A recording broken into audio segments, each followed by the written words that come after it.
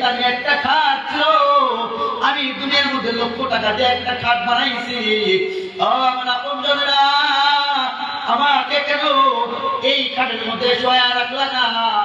ও আপনজনেরা, এই ঠান্ডার মধ্যে একটা লোহার খাটের মধ্যে তোমরা শোয়া রাখছো।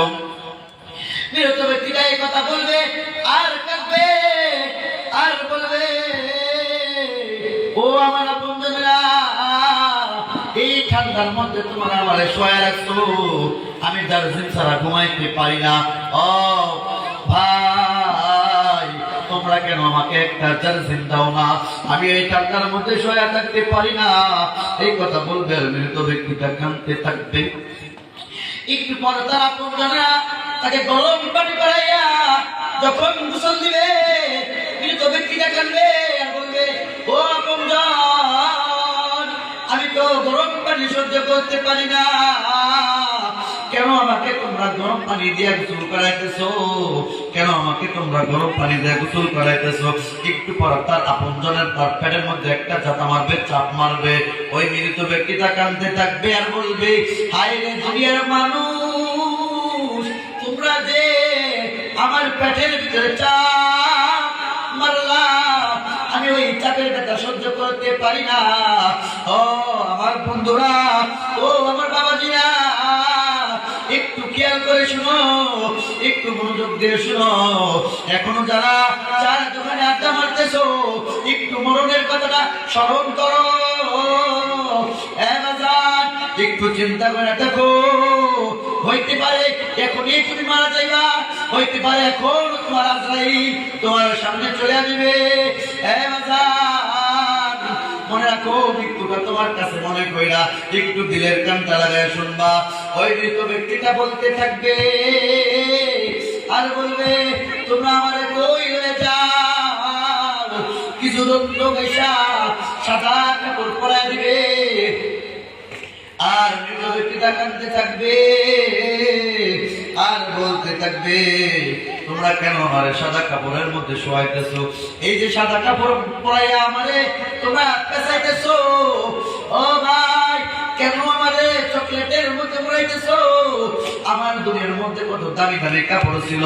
ও ভাই, ও আমার আত্মীয় স্বজনরা, আমার কেন দামি কাপড় গুলা পরাও না? কি জন্য সাদা কাপড় গুলা পরাইতেছো? এই কথা বলবে আর মৃত ব্যক্তিটা কাঁদবে। তারপরে যখন মাথার মধ্যে একটা গিট্টু দেওয়া হবে, কবরের মধ্যে একটা বাঁধন দেওয়া হবে, পায়ের মধ্যে একটা বাঁধন দিয়া ওই কাঠটির মধ্যে শোয়াইয়া কিছু যন্ত্র খাটিরা কান্দের মধ্যে লইয়া যখন জানাজার মধ্যে চলে যাবে, ওই মৃত ব্যক্তিটা কাঁদবে আর বলবে, তোরা তো আমার আপনজন, তোরা আমার কেউ দেয়া দিস না, আমার মা বাড়ি থেকে বাড়ি হয় নাই, আমার কেউ বাড়ি থেকে বাড়ি হয় নাই, আমার তো সবাইকে যেন বাড়ি থেকে বিদায় করে দিতেছে। তোরা আমার আপনজন, তোরা কেউ বিদায় হইস না, কেউ যাইস না, এই কথা বলবে। আর মৃত ব্যক্তিটা কাঁদতে থাকবে। শুধু তাই না, জানাজার করার পর কিছু লোক আলাদা হয়ে যাবে, আবার মৃত ব্যক্তিটা কাঁদবে আর বলবে, আমার আপনজনেরা কই যাও, আমাকে একলা কই ফিরে যাও, আমি তো একা থাকতে পারবো না। আবার যখন কাঠমিরা কাঁধের মধ্যে নিয়ে যখন কবরের পথে রওনা দিবে, শুধু তাই না, আমার ওই মৃত ব্যক্তিকে যখন কবরের পাশে নিয়ে যাবে, কবরের মধ্যে যখন নামানো হবে, তিনজন লোক তার সঙ্গে নামবে। নামার পর ওই মৃত ব্যক্তিটাকে যখন মাটির ভিতরে শোয়া দিবে, ও মৃত ব্যক্তিটা আবার কাঁদবে আর বলবে, দুনিয়া কত স্বার্থপর, এই দুনিয়ার মানুষগুলা কত স্বার্থপর, আমার মা কত স্বার্থপর, আমার বোন কত স্বার্থপর, আমাকে বাড়ি থেকে বাবাই বিদায় করে দিছে, কেউ আসে না, জানাজার মধ্যে কিছু লোক আলাদা হয়ে গেছে। এই মাটি দেওয়ার সময় 3 জন লোক শুধু কবরে নামছে। ওই মৃত ব্যক্তি বলবে আর গোটাতে থাকবে, এই 3 জন লোক পড়ে আয় আমার আপনজন, এই কথা বলবে আর মৃত ব্যক্তিটা কাঁদতে থাকবে আর বলতে থাকবে, এই এমন ঘরের মধ্যে আমার শোয়েছো তোমরা, দুনিয়ার মধ্যে লক্ষ লক্ষ টাকা দিয়ে বাড়ি বানাইছি, গাড়ি বানাইছি, এত সুন্দর বাড়ি বানাইছি, আমার কেন ওই বাড়ির মধ্যে আর তোমরা শোও না, এই কথা বলবে আর কাঁদতে থাকবে। এক পর্যায়ে যখন ওই 3 জন লোক যখন কবরে নামতে গেছে, নামার পর ওই 3 জন ব্যক্তি যখন কবর থেকে উঠে আসবে আর ওই মৃত ব্যক্তি বলতে থাকবে, এ আপনজন তোমরা কই যাও, আমার ছেলে তোমরা কই যাও, আমি অন্ধকার ঘরে কাটাতে পারবো না, আমার লয়ে যাও, আমাকে লয়ে যাও, এই কথা বলবে আর কাঁদতে থাকবে কাঁদতে থাকবে। তারপর একজন লোক শুধু থাকবে, সেই লোকটা ওই কবর যে লোকটা মারা গেছে সেই লোকটা মাথার বাঁধন গুলা খুলে দিবে, পায়ের বাঁধন গুলা খুলে দিবে, কবরের বাঁধন গুলা খুলে দিবে আর এটা বুঝাবে, দুনিয়ার মধ্যে মাথা যেদিক মন চায় সেদিক ঘুরাইছো, যুবক আজকে তুই আর মাথা ঘুরাইতে পারবি না, আজকে তুই আর করতে পারবি না, আজ তোর নাড়ি বন্ধ হয়ে যাবে, আজ তোর ক্ষমতা বন্ধ হয়ে যাবে, আজ তোর কথা বলার বাদ বন্ধ হয়ে যাবে, তোর হাত লড়াইতে পারবি না। তারপরে যখন কোমরের বাদনটা খুলে দিবে আর এটা বোঝানো হবে কোমরটা লড়বে না, কোমরটা লড়াইতে পারবি না, এই কোমর আর দেখে দিক ঘুরবে না। আর যখন পায়ের বাদনটা খুলে দেওয়া হবে আর বলা হবে, এই পা দিয়ে যেদিক মন চায় সেদিক খেয়েছিলি, ও বান্দা পা দিয়ে দোকানে মন চায় দোকানে গিয়েছিলাম, পা দিয়ে হাঁটতে মন চায় হাঁটতেছিলাম, আজকে এই পা দিয়ে হাঁটতে পারবো না, এই পা লড়াইতে পারবো না, বান্দা আজকে তোর পা বন্ধ হয়ে যাবে, তোর হাঁটা বন্ধ হয়ে যাবে, চলাফেরা সব বন্ধ হয়ে যাবে। এই কথা বোঝানো হবে। ওই তৃতীয় ব্যক্তি যখন কবর থেকে উঠে আসবে, ওই মৃত ব্যক্তিটা আবার চোখের পানি সাইরা সেরা কাটবে আর বলবে, 3 জন লোক ছিল, 3 জন লোকের মধ্যে 2 জন বিদায় নিয়ে চলে গেছে, আমি মনে করছিলাম শুধু তুমি আছো, যেহেতু তুমি আমার আপনজন, তুমি থাকবা, এখন দেখি তুমিও চলে যাইতেছো, আমার এখন কেমনি অন্ধকার ঘরে রেখে যাইবা, এই কথা বলবে আর মৃত ব্যক্তিটা কাঁদতে থাকবে। তারপর যখন ওই লোকটা উঠে যাবে, বাঁশের চাটাইগুলো যখন একের পর এক বিছাইয়া দেওয়া হবে,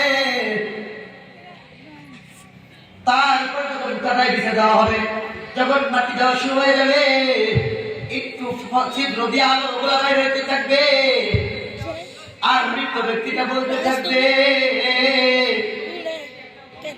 ও যুবক, ও আমার আপনজনেরা, এই অন্ধকার বলে আমি থাকতে পারবো না, এই অন্ধকার বলে আমি থাকতে পারবো না, আমারে লয়ে যাও, আমারে লয়ে যাও, দুনিয়ার মধ্যে সামান্য কারেন্ট গেলে থাকতে পারি না, আজকে আমি অন্ধকার ঘরে থাকবো, এই অন্ধকার ঘরে থাকতে পারবো না, হ্যাঁ ভাই আমাকে নিয়ে যাও, এই কথা বলবে আর কাঁদতে থাকবে।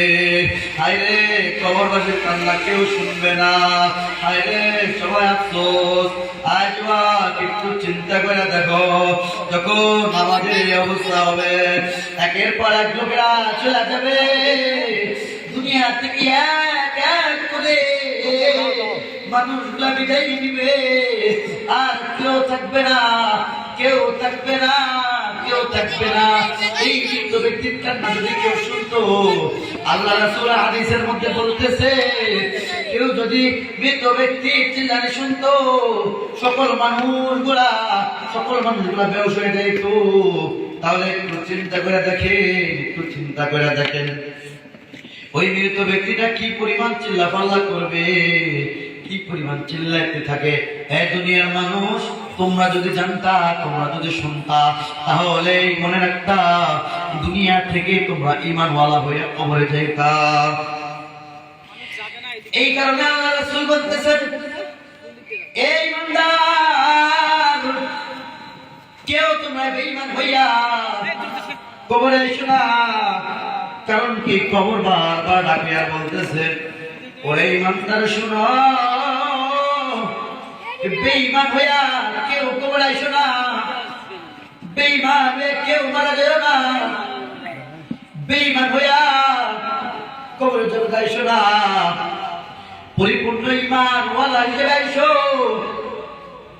কারণ আমি কবর ভালো জায়গা না, আমি কবর সব বিচ্ছুর ঘর, আমি কবর পোকামাকড়ের ঘর, আমি কবর বন্ধু চিনি না, আমি কবর বান্ধবী চিনি না, আমি কবর টাকাওয়ালা চিনি না, আমি কবর বালিওয়ালা চিনি না, আমি কবর কে এমপি, কে মন্ত্রী, কে ব্যারিস্টার, আমি কবর কাউকে চিনি না। আমি কবর শুধু চিনি একমাত্র আমল। আমি কবর কোনো ঘুষ খাই না, আমি কবর কোনো কার কাছ থেকে 1 টাকা নেই না, আমি কবর শুধু চিনি আমল। আমি কবরের ভিতরে আমল ছাড়া যদি কেউ আসো, কবর বারবার বলতেছে, এক নাগার উম্মতেরা শোনো, কেউ বেঈমান হয়ে আইসো না, আমি কবরের ভিতরে ঈমান নিয়ে আইসো। যদি বেঈমান হয়ে আসো, আমি কবর দানের মাটি, বাবের মাটি গুলা এমন ভাবে চাপ মারবো, বান্দা তোর পাথরের হাড় গুলো গুঁড়ো গুঁড়ো করে ফেলাবো, পাউডার বানায় ফেলাবো। ও বন্ধু, একটু চিন্তা করি, সামান্য দুনিয়ার চাপ কেউ সহ্য করতে পারি না, সামান্য দুনিয়ার হাতুড়ের বাড়ি কেউ সহ্য করতে পারি না। অজব কবর যখন আমাকে আপনাকে চাপ মারবে, ও বান্দা, চাপের সঙ্গে সঙ্গে পাথরের হাড়গুলো গুঁড়ো গুঁড়ো হয়ে যাবে। ওই যুবকটা চিল্লাইতে থাকবে আর বলবে, মালিক এ কেমন যা, ও মাওলা, এই কবরের মাঝে চাপ সহ্য করতে পারি না। আল্লাহ বলতে থাকবে, বান্দা এটা তো সামান্য, তোর জন্য আর যত আছে। শুধু তাই না, ওই কবরের মধ্যে বিষাক্ত সাপ ছেড়ে দেওয়া হবে, সাপগুলো একটা করে সবল মারবে, 70,000 গজ মাটির তলে তোমাকে ঢুকাইয়া দিবে।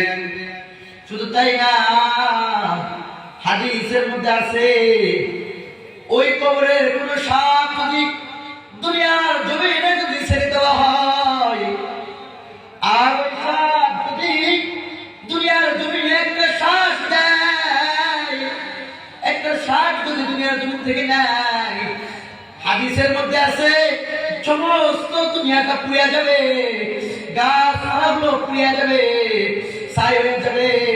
কিয়ামতের আগ পর্যন্ত এই দুনিয়ার মধ্যে কোনো গাছপালা জন্ম নিবে না। শুধু তাই না বান্দা, এই সাপগুলো এত পরিমাণ ভয়ঙ্কর হবে, ও যুবক একটু চিন্তা করে দেখি, যদি গুনাহ নিয়ে যদি কবরে যায়,